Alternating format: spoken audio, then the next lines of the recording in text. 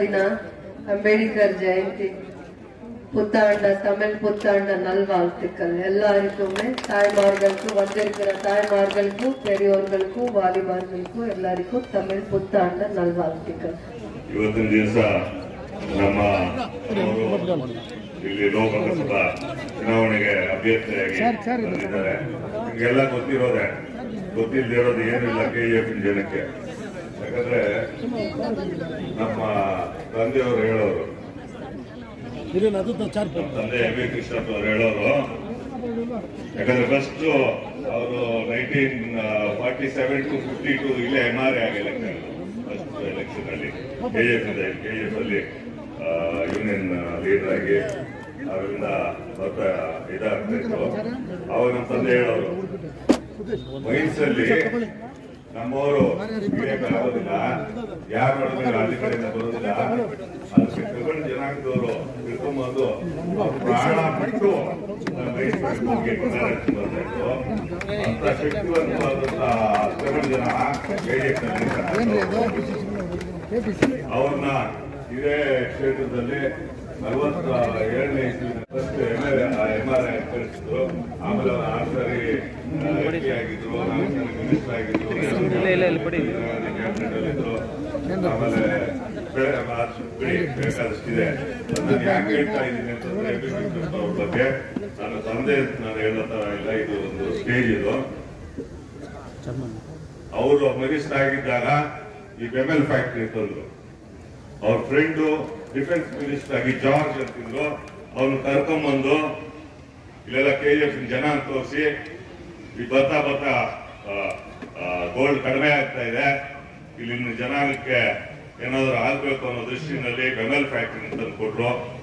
ನಮ್ಮ ತಂದೆ founder of KGF first grade college, ಆ ಕಾಲೇಜ್ ಫೌಂಡರ್ ಪ್ರೆಸಿಡೆಂಟ್ ಆಗೋದು ಅಲ್ಲದೆ ಈ KF ಜನಕ್ಕೆ ಇವತ್ತು ನಮ್ದೇ ಅಲ್ವಾ ಕಾಲೇಜ್, KGF ಅನ್ನೋದೇ ಈ ಕಾಲೇಜು. ಇಲ್ಲಿ 3000 ಜನ SCಗಳು ವಿದ್ಯಾರ್ಥಿಗಳಿದ್ರು ನಮ್ಮ ತಂದೆ ಇದ್ದಾಗ. ಇವಾಗ ಎಷ್ಟಿದಾರೋ ನಮ್ಗೆ ಗೊತ್ತಿಲ್ಲ. 3000 ಜನ ಇದ್ರು. India's highest population SC student ಇದ್ದಿದ್ದು KGF ನಲ್ಲೇ ಅವತ್ತಿನ ದಿವಸ. ಇವೆಲ್ಲ ಅವರು ಅನೇಕ ಕೆಲಸಗಳು ಮಾಡಿದ್ರು. ಯಾಕೆ ಮಾಡಿದ್ರು ಅಂದ್ರೆ ಅವ್ರು ಕಾಂಗ್ರೆಸ್ ಪಕ್ಷದಲ್ಲಿದ್ರು.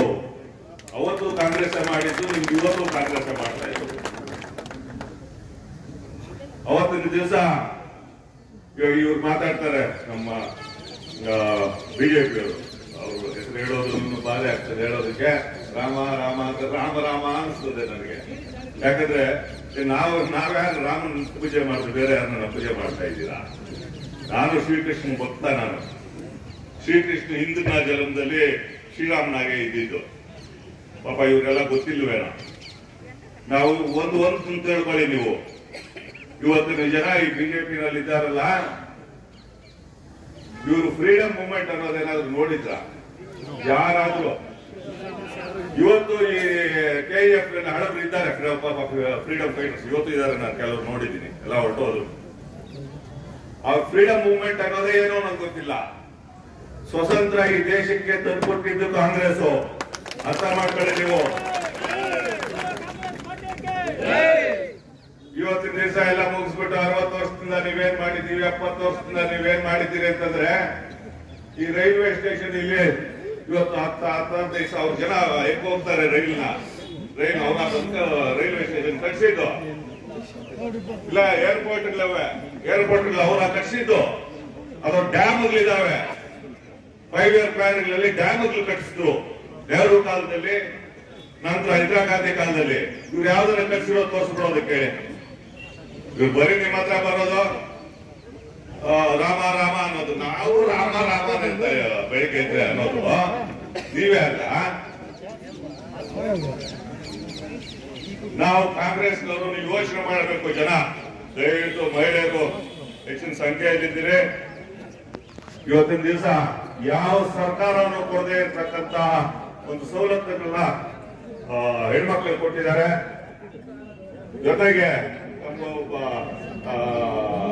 MLA ಕೂಡ ಹೆಣ್ಮಗುವನ್ನು ಕೊಟ್ಟಿದ್ದಾರೆ. ನಾನು ಹೆಣ್ಮಗುನ ಅಂತ ಯಾಕಂತೀನಿ, ನಾನು ಬಹಳ ಸೀನಿಯರ್ ಸಿಟಿಸನ್, ನನಗೆ 65 ವರ್ಷ. ಆಗ ಅವತ್ತಿಂದಾನು ಅಷ್ಟೇ, ಇವತ್ತರೂ ಕಾಂಗ್ರೆಸ್ ಇವತ್ತು ನಮ್ಮನ್ನೆಲ್ಲ ಕಾಪಾಡ್ಕೊಂಡು ಹೋಗ್ತಾ ಇರೋದು. ದಯವಿಟ್ಟು ಯೋಚನೆ ಮಾಡಿ, ಹೆಂಗಸರಿಗೆ ಬಸ್ ಫ್ರೀ ಅದನ್ನೆಲ್ಲ ಹೇಳ್ತಾರೆ, ಎಲ್ಲ ಹೇಳಿದ್ದನ್ನೇ ಹೇಳ್ತಾ ಇದ್ರೆ ಪ್ರಯೋಜನ ಇಲ್ಲ. ಬಸ್ಸು ಯಾರ ಹತ್ರ ಬಸ್ ಹೆಂಗಸರು ಎಲ್ಲಂದ್ರೆ ಅಲ್ಲಿ ಎತ್ಕೊಂಡು ಹೋಗ್ಬೋದು. ಯೋಚನೆ ಮಾಡಿ, ತಾವೇ ಗಮನದಲ್ಲಿ ಇಟ್ಕೊಂಡು ಯೋಚನೆ ಮಾಡಿ. ಬಸ್ ಫ್ರೀ, 2000 ಯಜಮಾನರು ಫ್ರೀ, ಕರೆಂಟ್ ಫ್ರೀ, ಮತ್ತೆ ಈ ಪ್ರತಿಯೊಂದು ಸವಲತ್ತುಗಳನ್ನು ಕಾಂಗ್ರೆಸ್ ಕೊಡ್ತಾ ಇರೋದು. ಇವತ್ತಿನ ದಿವಸ ನಮ್ಮ ಹಾಲು ಒಕ್ಕೂಟ ಇದೆಯಲ್ಲ, ಕೋಲಾರ ಮಿಲ್ಕ್ ಯೂನಿಯನ್ ಕನ್ಫೆಡರೇಷನ್, ಇವತ್ತು ನಾವು ದಿನಕ್ಕೆ 5 ಕೋಟಿ ರೂಪಾಯಿ ಬಂಡವಾಳ ಮಾಡ್ತೀವಿ. 5 ಕೋಟಿ ದಿವಸಕ್ಕೆ 10 ಲಕ್ಷ ಲೀಟರ್, 11 ಲಕ್ಷ ಲೀಟರ್ ಹಾಲು ನಾವು ಕಲೆಕ್ಟ್ ಮಾಡ್ಕೊಂಡು ಇವತ್ತು KGF ನಲ್ಲಿ ಕೂಡ ನಾವು ಪಾರ್ಲರ್ನೆಲ್ಲ ಮಾಡಿದ್ದೀವಿ. ಜನರ ಒಂದು ಸ್ಪಂದಿಸ್ತಾ ಇದ್ದೀವಿ.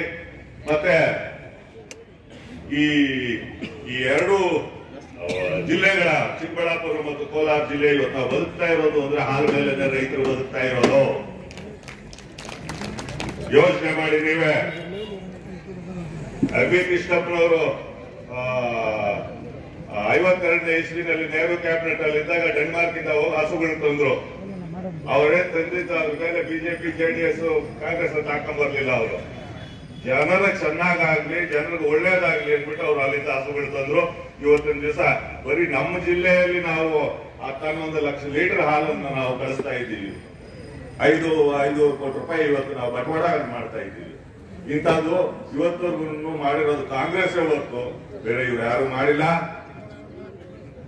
ಅದೇ ನಾನು ಹೇಳಿದ್ನಲ್ಲ, ಈ ರೋಡ್ಗಳು ಯಾರು ಅವರ ಮಾಡಿದ್ರು? ರೈಲ್ವೆ ಸ್ಟೇಷನ್ ಮಾಡಿದ್ರ ಅವರು? ಏರ್ಪೋರ್ಟ್ಗಳು ಮಾಡಿದ್ರ? ಅಲ್ಲೆಲ್ಲ ಹೋಗ್ಬಿಟ್ಟು ಏರ್ಪ್ಲೇನ್ ಅಲ್ಲೇ ನಮ್ಮವ್ರು ಹೋಗ್ಬಿಟ್ಟು ಏರ್ಪ್ಲೇನ್ ಅಲ್ಲಿ ಬಾಂಬ್ ಬಂದ್ಬಿಟ್ರು ಅಲ್ಲಿ ಇದ್ರಲ್ಲಿ ಅಂತ ಹೇಳ್ತಾರೆ. ಏರ್ಪೋರ್ಟ್ ಕಟ್ಸಿದ್ಯಾರು? ಇವರೇನ ಕಟ್ಸಿದ್ರ ಏರ್ಪೋರ್ಟ್ಗಳನ್ನ? ಎಲ್ಲಾ ಕಾಂಗ್ರೆಸ್ ಮಾಡಿರೋದು. ಬಂದ್ಬಿಟ್ಟು ಅವ್ರೇನ್ ಮಾಡಿದ್ರು ಅಂತ ಇವ್ರೇನ್ ಮಾಡೋರು ಅಂತ ತಮ್ಮೆಲ್ರಿಗೂ ಗೊತ್ತು. ಯಾವ್ದೋ ಬ್ಲಾಕ್ ಮನಿ ಐತೆ ಅಂತ ತಂದು ಕೊಟ್ಬಿಡ್ತೀವಿ. ಎಲ್ರಿಗೂ ಖುಷಿ ಆಗೋಯ್ತು. 15 ಲಕ್ಷ ಬಂದ್ಬಿಡ್ತಾನೆ ಅಕೌಂಟ್ಗೆ ಎಲೆಕ್ಷನ್ ಆಗಿದ ತಕ್ಷಣ ಅಂತ.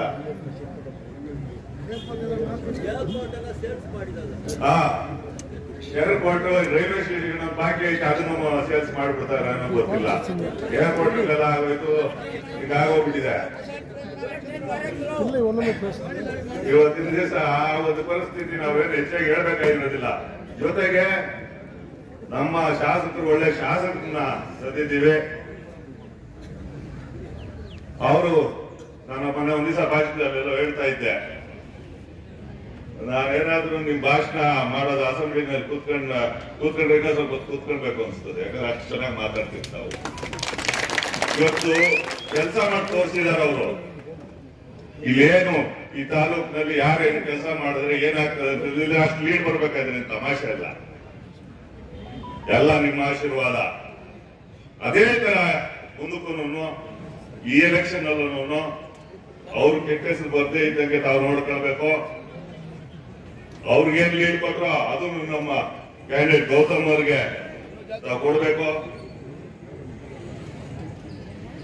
ಅಂತ ಹೇಳ್ತಾ ಇವತ್ತು ನನಗೆ 2 ಮಾತು ಮಾತಾಡೋಕೆ ಅವಕಾಶ ಮಾಡಿಕೊಟ್ಟು ತಮ್ಮೆಲ್ಲರಿಗೂ ನಂದು ಕಾಂಗ್ರೆಸ್ ಪಾರ್ಟಿಗೆ, ಕಾಂಗ್ರೆಸ್ ಪಾರ್ಟಿಗೆ, ರಾಹುಲ್ ಗಾಂಧಿಗೆ, ಸೋನಿಯಾ ಗಾಂಧಿಗೆ. ನಾಡಿನಲ್ಲಿರುವಂತ ಕಾಂಗ್ರೆಸ್ ಅಭಿಮಾನಿಗಳನ್ನ, ಕಾಂಗ್ರೆಸ್ನ ಭದ್ರಕೋಟೆಯನ್ನ, ಆಶೀರ್ವಾದವನ್ನ ಕೇಳಕ್ಕೆ ಇವತ್ತು ಕಾಂಗ್ರೆಸ್ ಮುಖಂಡರ, ಕಾರ್ಯಕರ್ತರ, ಪದಾಧಿಕಾರಿಗಳ ಭೇಟಿ ಆಗ್ಲಿಕ್ಕೆ ಅಧಿಕೃತವಾಗಿ ಇವತ್ತು ಬಂದಿದ್ದಾರೆ. ಚಿನ್ನದ ನಾಡಿಗೆ ಕಾಲಿಟ್ಟಿದ್ದಾರೆ. ನಿಮ್ಮೆಲ್ಲರ ಆಶೀರ್ವಾದವನ್ನ ಕೇಳಕ್ಕೆ ಇವತ್ತು ಅಭ್ಯರ್ಥಿಯವರು ಬಂದಿದ್ದಾರೆ. ಅವರಿಗೆ ಜಯವಾಗಲಿ ಅಂತ ಹೇಳ್ತಾ, ಅವರನ್ನ ಹೃದಯಪೂರ್ವಕವಾಗಿ ಒಳ್ಳೆದಾಗಲಿ ಅಂತ ಮನಸ್ಸಿಂದ ಅರಿಸ್ತಾ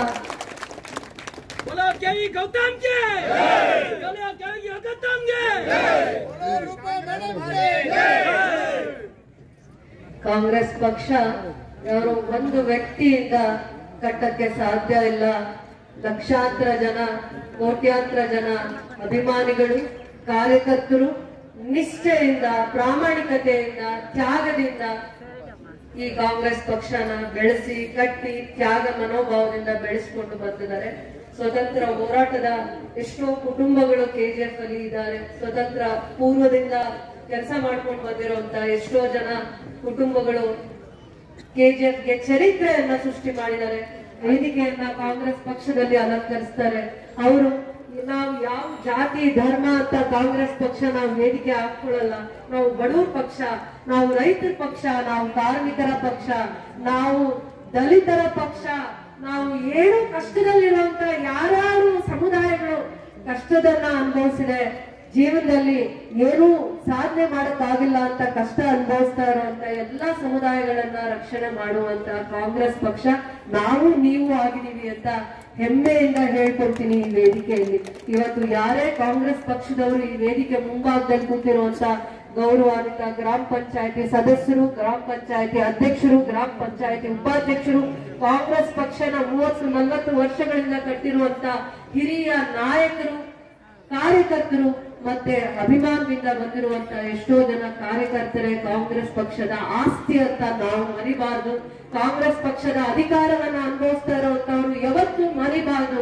ಕಾಂಗ್ರೆಸ್ ಪಕ್ಷ ಬೂತ್ ಮಟ್ಟದಲ್ಲಿ ಕಟ್ತಾ ಇರುವಂತ ಪದಾಧಿಕಾರಿಗಳು ಕಾಂಗ್ರೆಸ್ ಪಕ್ಷ ಯುದ್ಧವನ್ನ ಅನುಭವಿಸುವಾಗ, ಅಂದ್ರೆ ಕಾಂಗ್ರೆಸ್ ಪಕ್ಷ ಚುನಾವಣೆಯನ್ನ ಎದುರಿಸುವಂತ ಸಂದರ್ಭದಲ್ಲಿ ಕಾಂಗ್ರೆಸ್ ಪಕ್ಷಕ್ಕೆ ಶಕ್ತಿ ತುಂಬುವಂಥದ್ದು, ಗೌರವನ ತರುವಂಥದ್ದು, ಕಾಂಗ್ರೆಸ್ ಪಕ್ಷನ ಕಟ್ಟಿ ಬೆಳೆಸಿ ಕಾಪಾಡಿ ರಕ್ಷಣೆ ಮಾಡುವಂತದ್ದು ಯಾರಾದ್ರೂ ಇದ್ರೆ ನಿಷ್ಠಾವಂತ ಕಾಂಗ್ರೆಸ್ ಪಕ್ಷದ ಕಾರ್ಯಕರ್ತರು ಮಾತ್ರ ಆ ಗೌರವ ಸಲ್ಲುತ್ತೆ. ಇವತ್ತು ಅದೇ ಕಾರ್ಯಕರ್ತರು ಅಧಿಕೃತವಾಗಿರುವಂತ ಗೌತಮ್ ಅವರ ಅಭ್ಯರ್ಥಿಯನ್ನ ಆಶೀರ್ವಾದ ಮಾಡ್ಲಿಕ್ಕೆ ಇವತ್ತು ನಾವು ಕರೆಸಿರುವಂತ ಯಾವುದೇ ಒಬ್ಬ ಕಾರ್ಯಕರ್ತರು ಮುಖಂಡರಿಗೆ ನಾವು ಒಂದು ನೀರು ಕೂಡ ಕೊಡಿಸಿಲ್ಲ, ವೆಹಿಕಲ್ಸ್ ಅರೇಂಜ್ಮೆಂಟ್ ಮಾಡಿಲ್ಲ. ಎಲ್ಲಾ ಲೀಡರ್ಸು ವಾಲಂಟ್ರಿ ಆಗಿ ಪ್ರೀತಿಯಿಂದ ಗೌರವದಿಂದ ಪಕ್ಷವನ್ನ ಕಟ್ಟಕ್ಕೆ ನಿಮ್ಮನ್ನ ಆಶೀರ್ವಾದ ಮಾಡ್ಲಿಕ್ಕೆ ಎಲ್ಲಾ ಮುಖಂಡರು ಸ್ವಯಂ ಪ್ರೇರಿತವಾಗಿ ಬಂದಿರುವಂತವ್ರು ಮಾತ್ರ ವೇದಿಕೆ ಮುಂಭಾಗದಲ್ಲಿ ಕೂತ್ಕೊಂಡಿದ್ದಾರೆ. ನಾನು ಯಾವ ದೇವರ ಮೇಲೆ ಪ್ರಮಾಣ ಮಾಡಿ ಅಂದ್ರೆ ಮಾಡ್ತೀನಿ. ಅಭಿಮಾನದಿಂದ ಗೌರವದಿಂದ ಕಾಂಗ್ರೆಸ್ ಪಕ್ಷ ಕಟ್ಟಿ ಬೆಳೆಸಿರುವಂತವ್ರು, ನನ್ನನ್ನ ಬೆಳೆಸಿರುವಂತವ್ರು, ಕಾಂಗ್ರೆಸ್ ಪಕ್ಷನ ಕಟ್ಟಿರುವಂತವ್ರು ಮಾತ್ರ ಇವತ್ತು ವೇದಿಕೆಯಲ್ಲಿ ನಿಮಗೋಸ್ಕರ 2 ಗಂಟೆಗಳ ಕಾಲ 3 ಗಂಟೆಗಳ ಕಾಲ ನಿಮ್ಮನ್ನ ಅಧಿಕೃತವಾಗಿರುವಂತ ಅಭ್ಯರ್ಥಿಯನ್ನ ನೋಡ್ಲಿಕ್ಕೆ ಕಾದಿದ್ದಾರೆ ಪ್ರೀತಿಯಿಂದ ಗೌರವದಿಂದ ಅಂತ ಹೆಮ್ಮೆಯಿಂದ. ನನ್ನ ಕ್ಷೇತ್ರದಲ್ಲಿ ನನಗೆ ಆಶೀರ್ವಾದ ಮಾಡಿ, ನಿಮ್ಮ ಹೆಣ್ಮಗುಗೆ ಆಶೀರ್ವಾದ ಮಾಡಿ ನೀವು ವಿಧಾನಸೌಧದಲ್ಲಿ ಮಾತಾಡ್ಲಿಕ್ಕೆ ಕಳಿಸಿದ್ರಿ. ಕೆಲಸ ಮಾಡ್ತಾಳೆ ಅಂತ ನಂಬಿಕೆ ಇಟ್ಕೊಂಡ್ರಿ, ಊರಿಗೆ ಗೌರವ ತರ್ತಾಳೆ ಅಂತ ಪ್ರೀತಿ ಅಭಿಮಾನದಿಂದ ನನಗೆ ಅವಕಾಶ ಕೊಟ್ಟು ಬೆಳೆಸಿ ಸಾಕಿ ಕಾಂಗ್ರೆಸ್ ಪಕ್ಷನ ಇವತ್ತು ಈ ಮಟ್ಟಕ್ಕೆ ಬೆಳೆಸಿದಿರ ಇಡೀ ಕೋಲಾರ ಜಿಲ್ಲೆಯಲ್ಲಿ ಅಂತ ನಾನು ಹೆಮ್ಮೆಯಿಂದ ಹೇಳ್ತೀನಿ. ಅಂದ್ರೆ ಅದು ನಿಮ್ಮ ಋಣದಲ್ಲಿ ಮಾತ್ರ ಸಾಧ್ಯ ಆಗತ್ತೆ, ನಿಮ್ ಶಕ್ತಿಯಿಂದ ಮಾತ್ರ ಸಾಧ್ಯ ಆಗತ್ತೆ, ನಿಮ್ಮ ಸಂಘಟನೆಯಿಂದ ಮಾತ್ರ ಸಾಧ್ಯ ಆಗತ್ತೆ ಅಂತ ನಾನು ಹೆಮ್ಮೆಯಿಂದ ಹೇಳ್ತೀನಿ. ಯಾಕೆ ಇವತ್ತು ಈ ಸತ್ಯವನ್ನ ಹೇಳ್ತೀನಿ ಅಂದ್ರೆ, ನನಗೆ ಯಾವುದೇ ಒಂದು ಅಧಿಕಾರ ಇಲ್ಲದೆ ಇದ್ದಾಗ 10 ವರ್ಷಗಳ ಕಾಲ ಸತತವಾಗಿ 10 ವರ್ಷಗಳ ಕಾಲ ತಾಳ್ಮೆಯಿಂದ ನಾನು ಹಿಂದೆ ನಡೆದ್ರಿ. ತಾಳ್ಮೆಯಿಂದ ನನ್ಗೆ ಪ್ರೀತಿಯಿಂದ ನಿಮ್ ತಂಗಿಯಾಗಿ ಮಗಳಾಗಿ ನಿಮ್ ಮನೆಯಲ್ಲಿ ಹುಟ್ಟಿರುವಂತ ಒಂದು ಹೆಣ್ಮಗು ಆಗಿ ನನ್ಗೆ ಆಶ್ರಯ ಕೊಟ್ಟು ಆಶೀರ್ವಾದ ಮಾಡಿ ಕಾಂಗ್ರೆಸ್ ಪಕ್ಷನ ಗೆಲ್ಲಿಸ್ಬೇಕು ಅಂತ ಶಪಥ ಮಾಡಿ ನೀವು ನನ್ನ ಹಿಂದೆ ನಿಂತ್ರಿ, ಬೆನ್ನಿಂದೆ ನಿಂತ್ರಿ. ಮತ್ತೆ ಶಕ್ತಿಯಾಗಿ ಕಾಂಗ್ರೆಸ್ ಪಕ್ಷನ ಕಟ್ಟುವಂತ ರೀತಿ ನೀತಿ ತಿಳುವಳಿಕೆ ಒಂದು ವಿಚಾರಗಳನ್ನ ಶಿಷ್ಟಾಚಾರವನ್ನ ನನ್ನಲ್ಲೂ ಮೈಗೂಡಿಸ್ಕೊಳ್ಳೋಂಗೆ ನೀವು ಮಾಡಿದೀರಾ ಅಂತ ನಾನು ಹೆಮ್ಮೆಯಿಂದ ಹೇಳಲಿಕ್ಕೆ ಇಷ್ಟಪಡ್ತೀನಿ. ಬೇರೆ ಪಕ್ಷ ಏನ್ ಮಾಡಿದೆ ಅಂತ ನಾನು ಹೇಳಲಿಕ್ಕೆ ಇಷ್ಟಪಡಲ್ಲ. ಆದ್ರೆ ಕಾಂಗ್ರೆಸ್ ಪಕ್ಷ ಅಧಿಕಾರಕ್ಕೆ ಬಂದ ಆದ್ಮೇಲೆ ಯಾರನ್ನ ಪ್ರೀತಿಯಿಂದ ಗೌರವದಿಂದ ತಾಳ್ಮೆಯಿಂದ ಕಷ್ಟದಲ್ಲಿರುವಂತವನ್ನ ನೋಡಿದೆ ಅನ್ನುವಂತ 2 ವಿಚಾರ ಹೇಳಲಿಕ್ಕೆ ಇಷ್ಟಪಡ್ತೀನಿ. ಕಾಂಗ್ರೆಸ್ ಪಕ್ಷ ಅಧಿಕಾರಕ್ಕೆ ಬಂದು 10 ತಿಂಗಳು ಮಾತ್ರ ಆಗಿದೆ. ಎಷ್ಟು ದಿನ ಆಗಿದೆ? ಕಾಂಗ್ರೆಸ್ ಪಕ್ಷ ಅಧಿಕಾರಕ್ಕೆ ಬಂದು 10 ತಿಂಗಳು ಮಾತ್ರ ಆಗಿದೆ. 10 ತಿಂಗಳಲ್ಲಿ ಇಡೀ ರಾಜ್ಯದಲ್ಲಿ ಇಡೀ ದೇಶದಲ್ಲಿ ಏನ್ ಸಾಧನೆ ಮಾಡಿದೆ ಅನ್ನುವಂತ ವಿಚಾರದಲ್ಲಿ ಒಂದು ಚಿಕ್ಕ ಆಲೋಚನೆಯನ್ನ ಮಾಡಿ ಅಂತ ನನ್ನ ಕಾರ್ಯಕರ್ತರಿಗೆ, ಮುಖಂಡರಿಗೆ, ಮಾರ್ಗದರ್ಶಕರಿಗೆ, ಪ್ರೀತಿ ಅಭಿಮಾನದಿಂದ ಬಂದಿರುವಂತ ಎಲ್ಲಾ ಕಾರ್ಯಕರ್ತರಿಗೆ ಒಂದು ಮನವಿ ಮಾಡ್ತೀವಿ. ಕೆಜಿಎಫ್ ಕ್ಷೇತ್ರದಲ್ಲೇ ಅಲ್ಲದೆ ಕಾಂಗ್ರೆಸ್ ಪಕ್ಷ ಇಡೀ ದೇಶದಲ್ಲಿ ಏನು ಸಂಚಲನೆಯನ್ನ ಸೃಷ್ಟಿ ಮಾಡಿದೆ ಅಂತ ಹೇಳ್ತೀವಿ. ಒಬ್ಬ ಯುವ ನಾಯಕರು ರಾಹುಲ್ ಗಾಂಧಿ ಅವರು, ಗಾಂಧೀಜಿ ತದನಂತರ ದಿನಗಳಲ್ಲಿ ಇಡೀ ದೇಶ ಏನಾದ್ರು ಪ್ರವಾಸ ಮಾಡಿದ್ದಾರೆ ಕಾಲ್ನಡಿಗೆಯಲ್ಲಿ ಸ್ವತಂತ್ರ ಬಂದ ಆದ್ಮೇಲೆ ಅಥವಾ ಬರೋಕ್ ಮುಂಚೆ ಅಂದ್ರೆ ಅದು ರಾಹುಲ್ ಗಾಂಧಿ ಅವರು ಬಿಟ್ರೆ ಇನ್ನು ಯಾರು ಕೂಡ ದೇಶದಲ್ಲಿ ಈ ಒಂದು ಆಲೋಚನೆ ದೂರದೃಷ್ಟಿ ಎಲ್ಲ ವಿಚಾರಗಳನ್ನು ತಿಳ್ಕೋಬೇಕು. ಇಡೀ ದೇಶದಲ್ಲಿ ಯಾವುದೇ ಒಂದು ರಾಜ್ಯದಲ್ಲಿ ಯಾವುದೇ ಒಂದು ಸಂಸ್ಕೃತಿ ಇರಲಿ, ಯಾವುದೇ ಒಂದು ವಿಚಾರ ಇರಲಿ, ಭಾವನೆ ಇರಲಿ, ಸಂಪ್ರದಾಯ ಇರಲಿ, ಧರ್ಮ ಇರಲಿ, ವಿಚಾರಗಳಿರ್ಲಿ, ಸಮಸ್ಯೆಗಳಿರ್ಲಿ, ತಿಳ್ಕೋಬೇಕು ಅನ್ನುವಂತ ದೂರದೃಷ್ಟಿ ಯಾರಿಗಿತ್ತು ಅಂದ್ರೆ ರಾಹುಲ್ ಗಾಂಧಿ ಅವರಿಗೆ ಮಾತ್ರ. ಮೊದಲನೇ ಹಂತದಲ್ಲಿ ಭಾರತ್ ಜೋಡೋ ಕಾರ್ಯಕ್ರಮನ ಯಶಸ್ವಿಯಾಗಿ 3,000 ಎಷ್ಟು ಕಿಲೋ 3,380 ಅಥವಾ 3,400 ಕಿಲೋಮೀಟರ್ ಅನ್ನ ಕಾಲ್ನಡಿಗೆಯಲ್ಲಿ ಕನ್ಯಾಕುಮಾರಿಯಿಂದ ಕಾಶ್ಮೀರವರೆಗೂ ಯಾರಾದ್ರೂ ಕಾಲ್ನಡಿಗೆಯಲ್ಲಿ ನಡೆದಿದ್ದಾರೆ. ಸ್ವತಂತ್ರ ಬಂದ ಮೇಲೆ, ಸ್ವತಂತ್ರ ಪೂರ್ವದಲ್ಲಿ ಗಾಂಧೀಜಿ ಅವರು ಮಾಡಿರುವಂತ ಸಾಧನೆನ ರಾಹುಲ್ ಗಾಂಧಿ ಅವ್ರು ಮತ್ತೆ ಮಾಡಕ್ಕಾಯ್ತು. ಯಾಕೆ ಅಂದ್ರೆ ಕಾಂಗ್ರೆಸ್ಗೆ ಚರಿತ್ರೆ ಇದೆ. ಕಾಂಗ್ರೆಸ್ ಸರ್ಕಾರ ಮಾತ್ರ, ಕಾಂಗ್ರೆಸ್ ಏನು, ಕಾಂಗ್ರೆಸ್ ಚರಿತ್ರೆಯನ್ನ ಸೃಷ್ಟಿ ಮಾಡಿರುವಂತದ್ದು, ಕಾಂಗ್ರೆಸ್ ಸ್ವತಂತ್ರವನ್ನ ತಂದುಕೊಟ್ಟಿರುವಂತದ್ದು, ಬಲಿದಾನವನ್ನ ಮಾಡಿರುವಂತದ್ದು, ತ್ಯಾಗ ಮಾಡಿರುವಂತದ್ದು. ಕಾಂಗ್ರೆಸ್ ಕುಟುಂಬ ಅಂದ್ರೆ ಜೈಲ್ವಾಸ ಅನುಭವಿಸಿರುವಂತದ್ದು, ಇಲ್ಲಿ ಕೂತಿರುವಂತವ್ರು ಅಥವಾ ಇಲ್ಲಿ ಕೂತಿರುವಂತ ವೇದಿಕೆ ಮೇಲೆ ಕೂತಿರುವಂತ ಮುಖಂಡರು ಕುಟುಂಬದವರು ಅಥವಾ ತಂದೆ, ತಾತ, ತಾಯಿ ಯಾರೋ ಒಬ್ರು ಜೈಲ್ವಾಸ ಸೆರೆಮನೆಯನ್ನ ಅನುಭವಿಸಿದ್ದಾರೆ. ಅಥವಾ ವೇದಿಕೆ ಮುಂಭಾಗದಲ್ಲಿರುವಂತ ಎಷ್ಟೋ ಜನ ಕಾಂಗ್ರೆಸ್ನ ಅಭಿಮಾನಿಗಳು ಗೌರವದಿಂದ ಕಾಂಗ್ರೆಸ್ ಪಕ್ಷಕ್ಕೆ ವೋಟ್ ಹಾಕುವಂತ ಎಷ್ಟೋ ಜನ ಕಾರ್ಯಕರ್ತರ ಕುಟುಂಬದ ತಂದೆ ತಾಯಿಗಳು ಅಥವಾ ಅವ್ರ ಹಿರಿಯರು ಪೂರ್ವಿಕರು ಕಾಂಗ್ರೆಸ್ ಪಕ್ಷನ ಕಟ್ಟೋದಕ್ಕೋಸ್ಕರ, ಕಾಂಗ್ರೆಸ್ ಪಕ್ಷಕ್ಕೆ ಸ್ವತಂತ್ರವನ್ನ ತಂದ್ಕೊಡೋದಕ್ಕೋಸ್ಕರ, ದೇಶಕ್ಕೆ ಸ್ವತಂತ್ರವನ್ನ ತಂದ್ಕೊಡೋದಕ್ಕೋಸ್ಕರ ತ್ಯಾಗ ಬಲಿದಾನಗಳನ್ನ ಮಾಡಿರುವಂತ, ಕಾಂಗ್ರೆಸ್ ಪಕ್ಷದಲ್ಲಿ ಗುರುತಿಸಿಕೊಂಡು ಕೆಲಸ ಮಾಡಿರುವಂತ, ಒಡನಾಟ ಇಟ್ಕೊಂಡಿರುವಂತ ಕುಟುಂಬದವರು ಇವತ್ತು ನಮ್ಮ ಮುಂದೆ ಕಾಂಗ್ರೆಸ್ ಪಕ್ಷಕ್ಕೆ ಆಸ್ತಿಯಾಗಿದ್ದಾರೆ ಅಂತ. ಕ್ಷೇತ್ರದ ಕಾರ್ಯಕರ್ತರ ಸಭೆಗೆ ಆಗಮಿಸಿರುವ ನಮ್ಮ ನಾಯಕಿ, ಕೆಜಿಎಫ್ ಕ್ಷೇತ್ರದ 2 ಬಾರಿ ಶಾಸಕಿ, ನಿಮ್ಮೆಲ್ಲ ಪ್ರೀತಿಯ ನಮ್ಮ ಸಹೋದರಿ ರೂಪಕಲಾ ಮೇಡಮ್ ಅವರೇ, ನಾನು KV ಗೌತಮ್ ಅಂತ. ನಮ್ಮ ತಂದೆ ಮಾಜಿ ಮೇಯರ್ KC ವಿಜಯ್ ಕುಮಾರ್ ಅಂತ, SC/ST ಡೆವಲಪ್ಮೆಂಟ್ ಕಾರ್ಪೊರೇಷನ್ ಚೇರ್ಮನ್ ಕೂಡ ಆಗಿದ್ರು. ಅವರ ಹಾದಿಯಲ್ಲೇ ನಡೆದು ಬಂದ ನಾನು NSY ಇಂದ ಸಲೀಂ ಅಹಮದ್ ಅವರು ನನ್ನ NSY ಸೇರಿಸಿದ್ರು. ನಂತರ ಜಿಲ್ಲಾ ಯುವ ಕಾಂಗ್ರೆಸ್, ಸ್ಟೇಟ್ ಯೂತ್ ಕಾಂಗ್ರೆಸ್ ಕೃಷ್ಣ ಬೈರೇಗೌಡರ ನೇತೃತ್ವದಲ್ಲಿ ನಾನು ಪ್ರಧಾನ ಕಾರ್ಯದರ್ಶಿಯಾಗಿ ಕೆಲಸ ಮಾಡಿದ್ದೇನೆ. ನಂತರ KPCC ಪರಮೇಶ್ವರ್ ಅವರ ಕಮಿಟಿಯಲ್ಲಿ ಕೆಲಸ ಮಾಡಿದ್ದೇನೆ, ದಿನೇಶ್ ಗುಂಡೂರಾವ್ ಕಮಿಟಿಯಲ್ಲಿ ಕೆಲಸ ಮಾಡಿದ್ದೇನೆ. ಈಗ ಮಾನ್ಯ DK ಶಿವಕುಮಾರ್ ಅವರು ನನಗೆ ಜಿಲ್ಲಾಧ್ಯಕ್ಷನ ಹುದ್ದೆ ಕೊಟ್ಟಿದ್ರು, ಕೆಲಸ ಮಾಡ್ತಾ ಇದ್ದೆ. ಆಕಸ್ಮಿಕವೋ ಅನಿರೀಕ್ಷಿತವೋ ನನಗೆ ಪಕ್ಷ ಟಿಕೆಟ್ ಕೊಡ್ತು. ಅದು ಎಲ್ಲಿ ಕೊಡ್ತು? 7 ಬಾರಿ ಸಂಸದರಾಗಿದ್ದ ನಮ್ಮ ಪೂಜ್ಯ ತಂದೆಯ ಸಮಾನರಾದ KH ಮುನಿಯಪ್ಪನವರು ನಿಂತಿದ್ದ ಕೋಲಾರದಲ್ಲಿ ಟಿಕೆಟ್ ಸಿಗೋದಂದ್ರೆ ಅದು ನನಗೆ ದೇವರ ಆಶೀರ್ವಾದನೇ ಸರಿ.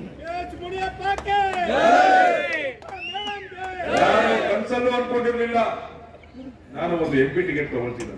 ಆದ್ರೆ ಪಕ್ಷ ನನ್ನ ಕೆಲಸ ಗುರುತಿಸಿ ಏನು ಈ ಒಂದು ಅವಕಾಶ ಸೃಷ್ಟಿ ಆಯಿತು, ಅದನ್ನ ಗೌತಮ ಕೊಡೋಣ, ಇಷ್ಟು ವರ್ಷ ಕೆಲಸ ಮಾಡಿದ್ದೇನೆ ಅಂತ ಹೇಳಿ ನನ್ನನ್ನ ಇಲ್ಲಿ ತಂದು ನಿಮ್ಮ ಮುಂದೆ ನಿಲ್ಲಿಸಿದ್ದಾರೆ. ನಾನು ವೃತ್ತಿಯಲ್ಲಿ ಸಿವಿಲ್ ಇಂಜಿನಿಯರ್, ನಾನು BE ಓದ್ಕೊಂಡಿದ್ದೀನಿ, ಇಂಜಿನಿಯರ್. ನನ್ನ ಹೆಂಡತಿ ಡೆಂಟಿಸ್ಟ್, ಡಾಕ್ಟರ್. ಅವಳು ಮಗ ಇಂಜಿನಿಯರಿಂಗ್ ಮಾಡ್ತಾನೆ, ಮಗಳು 2nd PUC ಕಾಮರ್ಸ್ ತಗೊಂಡಿದ್ದಾರೆ ಕ್ರೈಸ್ಟ್ ಕಾಲೇಜಲ್ಲಿ. ಇದು ನನ್ನ ಪರಿಚಯ, ನಿಮ್ಗೆಲ್ಲ ತಿಳಿದಿರ್ಲಿ ಅಂತ. ನಮ್ಮ ತಾಯಿ ಚಿಂತಾಮಣಿ ಅವರು, ನಮ್ಮ 2 ಸಿಸ್ಟರ್ಸ್, ಒಬ್ರು ಕೋಲಾರ, ಇನ್ನೊಬ್ರು ಶ್ರೀನಿವಾಸಪುರ ಕೊಟ್ಟಿದ್ದೀವಿ. ಹಂಗಾಗಿ ನನಗೆ ಕೋಲಾರ ಏನು ಹೊಸದಲ್ಲ. ಸುಮಾರು ಜನ ಮಾತಾಡ್ತಾರೆ ಏನು ಬೆಂಗಳೂರಿಂದ ಬಂದಿದ್ದಾರೆ ಅಂತ. ನನಗೇನು ಕೋಲಾರ ಏನು ಹೊಸದಲ್ಲ. ಹಲವಾರು ರಿಲೇಟಿವ್ಸ್ ನನಗೆ ಕೋಲಾರಾದ್ಯಂತ ಇದ್ದಾರೆ.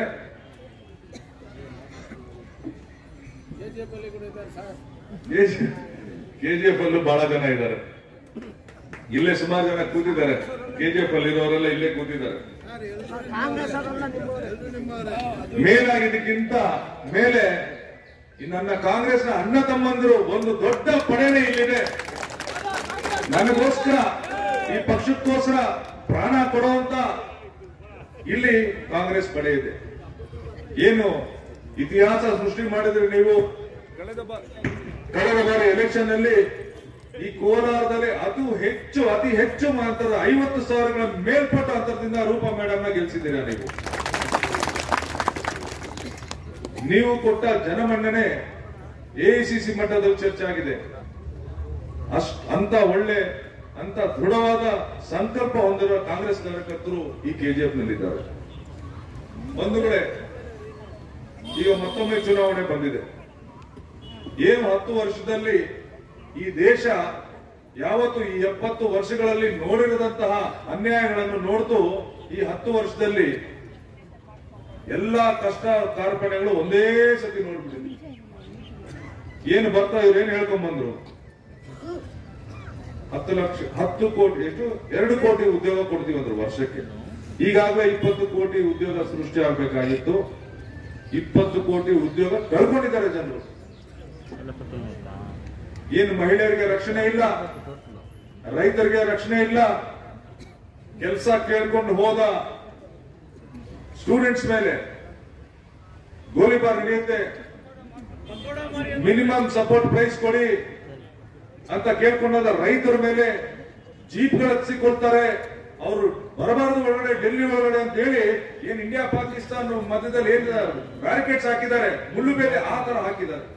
ಇದು ಪ್ರಜಾಪ್ರಭುತ್ವ ವ್ಯವಸ್ಥೆ ಅನ್ನೋದು ಏನು ನ್ಯಾಯ ಕೇಳೋದೇ ತಪ್ಪ? ಇಂಥ ವ್ಯವಸ್ಥೆ ಈ ದೇಶದಲ್ಲಿದೆ. ನೀವು ಹೆಣ್ಣು ಮಕ್ಕಳ ಮೇಲೆ ಯಾವ ರೀತಿ ದೌರ್ಜನ್ಯ ನಡೀತಾ ಅಂತ ನೋಡ್ತಾ ದಿನಾ ಪೇಪರ್ ಓದ್ತಾ ಇದ್ದೀರಾ. ಆ ಮಣಿಪುರದಲ್ಲಿ ಎಷ್ಟು ದೌರ್ಜನ್ಯ ನಡೀತು, ಇದುವರೆಗೂ ಅದರ ಬಗ್ಗೆ ಕೇಂದ್ರ ಸರ್ಕಾರ ಒಂದು ಮಾತು ಕೂಡ ಇನ್ನೂ ಮಾತಾಡಿಲ್ಲ. ಬರೀ ದುಡ್ಡು ಮಾಡೋದು, ಶ್ರೀಮಂತರನ್ನ ಮಾಡೋದು, ಬಡವ್ರನ್ನ ಹಂಗೆ ಇಡೋದು. ಬಡವರು ಕೆಲಸ ಕೇಳ್ಕೊಂಡೋದ್ರೆ ಹೇಳಿದ್ರು ನಮ್ಮ ಕಾರ್ಯಕರ್ತರು ಪಕೋಡ ಮಾರಿ ಅಂತಾರೆ. ಅವ್ರಿಗೆ ಯಾವುದೇ ಕಾಳಜಿ ಇಲ್ಲ, ಬಡವರ ಬಗ್ಗೆ ಯಾವುದೇ ಪ್ರೋಗ್ರಾಮ್ಸ್ ಇಲ್ಲ. ಅವರ ಪ್ರೋಗ್ರಾಮ್ಸ್ ಏನಿದ್ರು ಕೂಡ ಶ್ರೀಮಂತರ ಜೋಬಿಗೆ ದುಡ್ಡು ಹಾಕೋದು. ಕರೋನಾ ಅಂತ ಸಂದರ್ಭದಲ್ಲಿ ಎಷ್ಟೋ ಕುಟುಂಬಗಳು ಮಕ್ಕಳನ್ನ ಕಳ್ಕೊಂಡ್ರು, ತಾಯಿಯನ್ನ ಕಳ್ಕೊಂಡ್ರು, ತಂದೆಯನ್ನ ಕಳ್ಕೊಂಡ್ರು, ಸಹೋದರನ ಕಳ್ಕೊಂಡ್ರು. ಇವರು ಕರೋನಾ ಸಮಯದಲ್ಲಿ 28,000 ಕೋಟಿ ಹಗರಣ ಮಾಡ್ತಾರೆ.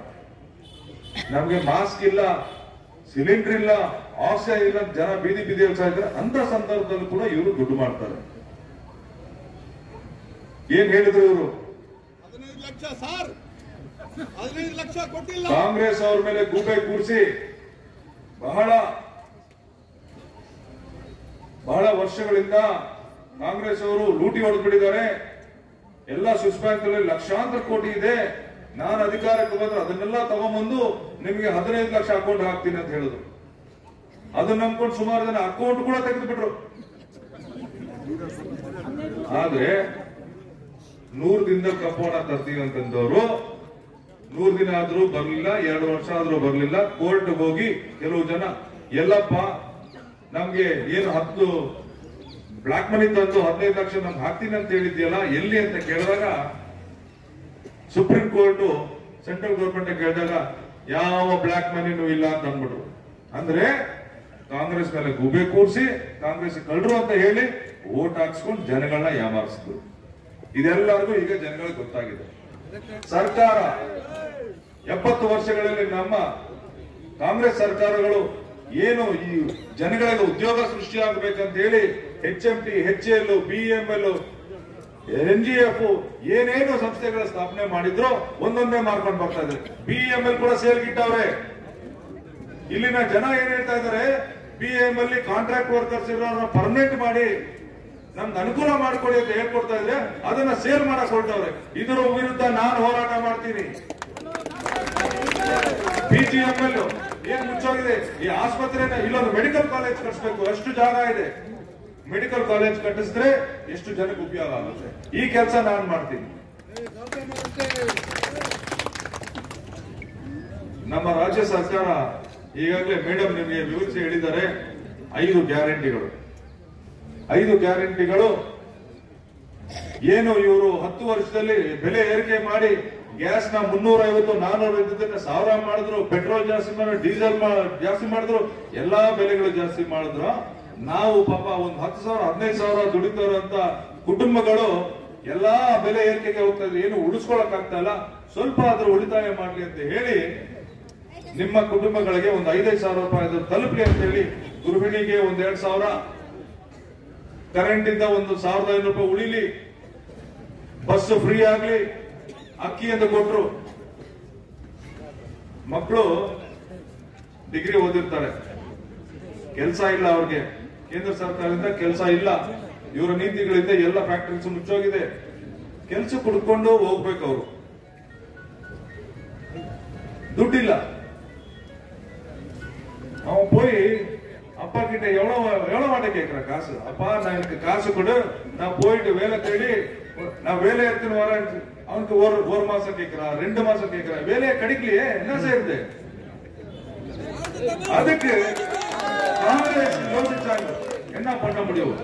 அப்பா கிட்ட கேட்காதப்பா, நானே உனக்கு 3000 ரூபாய் தரேன், நீ ஒரு வருஷம் 2 வருஷம் டைம் எடுத்துக்கோ, வேலை தேடி வேலை வாங்கிக்கோ ಅಂತ ಹೇಳಿ 3,000 ರೂಪಾಯಿ ಕೊಡ.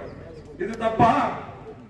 ಇದು ಕೊಡ್ತಾ நீங்க ಜನನೆಲ್ಲ ಸೋಂಬೇರಿ பண்றீங்க, ಟ್ಯಾಕ್ಸ್ ಎಲ್ಲ நீங்க ಜಾಸ್ತಿ பண்ணிட்டு ಇವ್ங்களுக்கு ಫ್ರೀ ಆಗಿ ಕೊಡ್ತೀங்க, ಒಂದು ತಪ್ಪಿಲ್ಲ ಅದಲ್ಲ. ಬಂಧುಗಳೇ, ಇನ್ನೊಂದು ವಿಚಾರ, ಈಗ ಕೇಂದ್ರ ಸರ್ಕಾರದಲ್ಲಿ ನಮ್ಮ ಕಾಂಗ್ರೆಸ್ ಆಡಳಿತ ಬಂದ್ರೆ ನಾವು ಹೆಣ್ಣು ಮಕ್ಕಳಿಗೆ ಈಗ ಏನ್ 2,000 ರೂಪಾಯಿ ಕೊಡ್ತಾ ಇದೀವಿ, ಅದ್ರ ಜೊತೆಗೆ ಇನ್ನೂ 8,000 ರೂಪಾಯಿ ಕೊಡ್ತೀವಿ ಅಂತ ಹೇಳಿ ಈಗಾಗಲೇ ರಾಹುಲ್ ಗಾಂಧಿ ಅವರು, ಮಲ್ಲಿಕಾರ್ಜುನ್ ಖರ್ಗೆ ಅವರು ಘೋಷಣೆ ಮಾಡಿದ್ದಾರೆ. ನಮ್ಗೆ ಎಷ್ಟು ಉಪಯೋಗ ಆಗುತ್ತೆ, ನಾವೇನ್ ಸೋಂಬೇರಿಗಳಾಗಲ್ಲ, ಏನೋ ಸ್ವಲ್ಪ ಉಳಿಸ್ಕೊಳ್ತೀವಿ. ಒಂದು ವರ್ಷ ನಾವು 1 ಲಕ್ಷ ರೂಪಾಯಿ ಚೀಟಿ ಕಟ್ಟಬೇಕಂದ್ರೆ ಎಷ್ಟು ಕಷ್ಟ ಇದೆ. ಮನೆಯಲ್ಲಿ ಉಳಿಸಿ ದುಡ್ಡು ಉಳಿಸಿ ಚೀಟಿ ಕಟ್ಟು 1 ಲಕ್ಷ, ಏನೋ ಒಂದು ಮದುವೆಗೋ, ಒಂದು ಗಾಡಿ ತಗೊಳಕೋ, ಒಂದು ಫ್ರಿಡ್ಜ್ ತಗೊಳಕೋ, ಟಿವಿ ತಗೊಳಕೋ ಯೂಸ್ ಆಗುತ್ತೆ. ನೀವೇನು ಕಷ್ಟಪಟ್ಟು ದುಡ್ಡು ಉಳಿಸಬೇಕಿಲ್ಲ, ಆ ದುಡ್ಡು ನಾವೇ ಕೊಡ್ತೀವಿ ಅಂತ ಹೇಳಿ ವರ್ಷಕ್ಕೆ 1 ಲಕ್ಷ ರೂಪಾಯಿ ACC ನಿಮ್ಗೆ ಕೊಡ್ತಾರೆ. ಕೇಂದ್ರ ಸರ್ಕಾರ ಅಧಿಕಾರಕ್ಕೆ ಬಂದ್ರೆ ಯಾವುದೇ ಕಾರಣಕ್ಕೂ ಮಿಸ್ ಆಗಬಾರದು.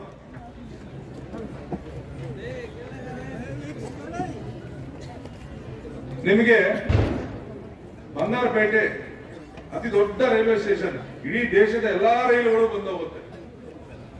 ನಾವು ಕೇಂದ್ರ ಸರ್ಕಾರದಲ್ಲಿದ್ದಾಗ 25% ಸೀನಿಯರ್ ಸಿಟಿಸನ್ ರಿಬೇಟ್ ಕೊಟ್ಟಿದ್ರು, ಅದನ್ನು ತೆಗೆದ್ರು.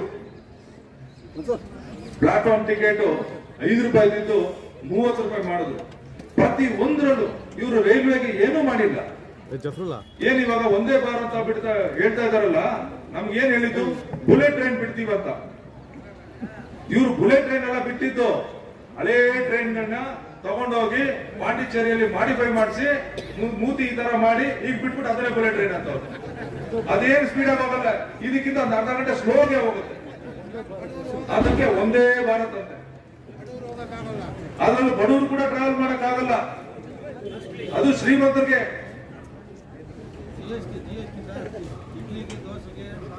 ಎಲ್ಲದರಲ್ಲೂ GST. ಇವಾಗ ಇವ್ರು ಏನ್ ಮಾಡಿದ್ದಾರೆ,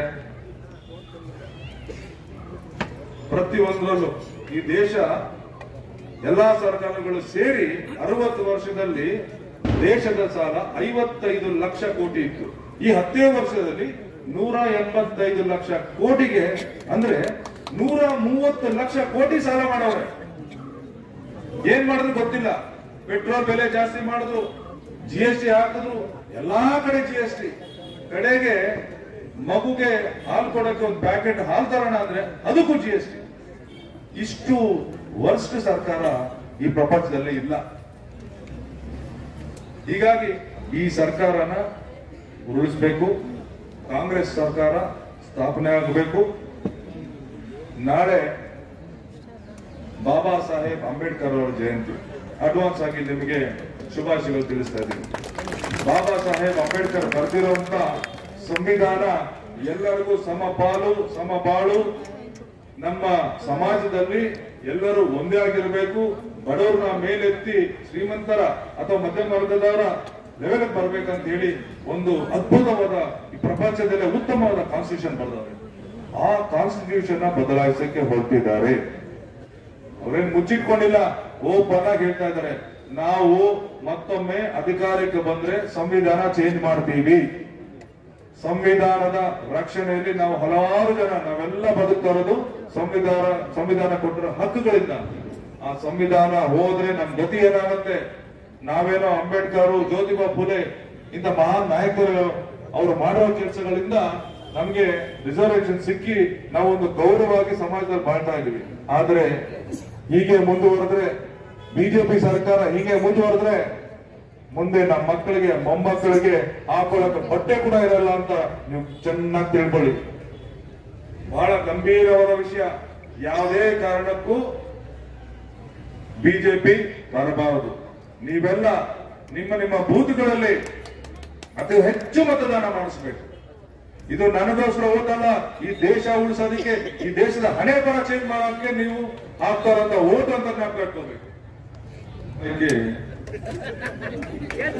ಹೊಸ ವರ್ಷ, ಪುದು ವರ್ಷ, ಎಲ್ಲರಿಗೂ புத்தாண்டு வாக்குகள். நீங்கள் நிಮಗೆ உங்களுக்கெல்லாம் மேடம் இருக்காங்க, 2 டர்ம்ஸ் அவங்க கொடுத்தாங்க. நான் பார்த்த டெவலப்மெண்ட் எவ்வளவு ஆகிட்டு, நான் பார்த்த கேஜிஎஃப் வேற 10 வருஷத்துக்கு பின்னாடி இப்போ பார்க்கிற கேஜிஎஃப் வேற. அவ்வளவு டெவலப்மெண்ட் ஆகிட்டு. இதுக்கெல்லாம் மேடம்க்கு நாங்க தேங்க்ஸ் சொல்லணும். நீங்க இந்த மாசம் 26th எனக்கு ஓட்டு போடுங்க. நான் உங்களுக்காக உங்க வீட்டு பிள்ளையாக நான் வேலை செய்யறேன். உங்க அண்ணனோ உங்க தம்பியோ உன் மகனை என்னவோ நினைச்சு எனக்கு ஓட்டு போடுங்க.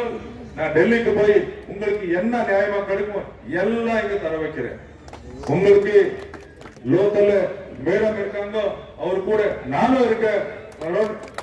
உங்களுக்கு என்ன வேணுமோ நிறைய ப்ராப்ளம்ஸ் இருக்கு, அதெல்லாம் நானும் சால்வ் பண்றேன். உங்க பாதுகாப்புக்கு நான் இருக்கிறேன். ಇಷ್ಟು ಹೇಳಿ ನಾನು 26ನೇ ತಾರೀಕು ದಯವಿಟ್ಟು ಹೆಚ್ಚಿನ ಮತದಾನ ಆಗಬೇಕಾಗಿದೆ. ಈ ಕೆಜಿಎಫ್ ಇದೇ ಅಭ್ಯರ್ಥಿಯ ಹಣೆ ಬರ ಅಂತ ಬದಲಿಸೋದು, ಅದಕ್ಕೆ ನಿಮ್ಮ ಮೇಲೆ ಹೆಚ್ಚಿನ ಜವಾಬ್ದಾರಿ ಇದೆ. ಪ್ರತಿಯೊಂದು ಬೂತ್ಗಳಲ್ಲೂ ನೀವು ಹೆಚ್ಚು ಓಟ್ ಹಾಕಿಸ್ಬೇಕು. ನನ್ನನ್ನು ಗೆಲ್ಸಿ ನಿಮ್ಮ ಮನೆ ಮಗನಾಗಿ, ನಿಮ್ಮ ಅಣ್ಣ ತಮ್ಮನಾಗಿ, ನಿಮ್ಮ ಸಹೋದರನಾಗಿ ನಿಮ್ಮ ಕೆಲಸ ನಾನು ಮಾಡ್ತೀನಿ ಅಂತ ಹೇಳ್ತಾ ನನ್ನ ಮಾತುಗಳನ್ನು ಮುಗಿಸ್ತೀನಿ. ಜೈ ಹಿಂದ್. ಕೆಜಿಎಫ್ ತಾಲೂಕಿನ ತಾಜಾ ಹಾಗೂ ಸಂಪೂರ್ಣ ಸುದ್ದಿಗಾಗಿ AL ನ್ಯೂಸ್ ಚಾನೆಲ್ ಅನ್ನು ಸಬ್ಸ್ಕ್ರೈಬ್ ಮಾಡಿಕೊಳ್ಳಿ. ಪಕ್ಕದಲ್ಲಿರುವ ಬೆಲ್ ಬಟನ್ ಅನ್ನು ಒತ್ತಲು ಮರೆಯದಿರಿ.